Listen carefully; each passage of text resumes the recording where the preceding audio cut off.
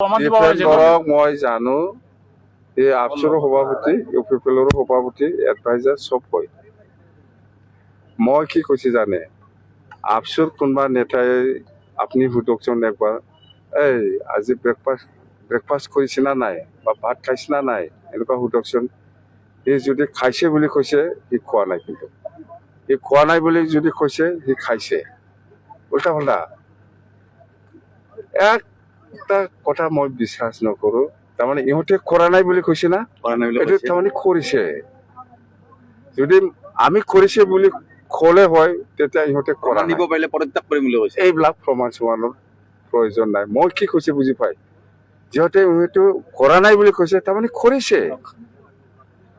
মই কি কৈছে, ইহঁতৰ কথাটো সেইটোৱে, কৰা নাই মানে কৰিছে, কৰিছে মানে কৰা নাই, ভাত খাইছে মানে এই খোৱা নাই। তদন্তৰ কাৰণে ভয় খাইছে নেকি চাগে?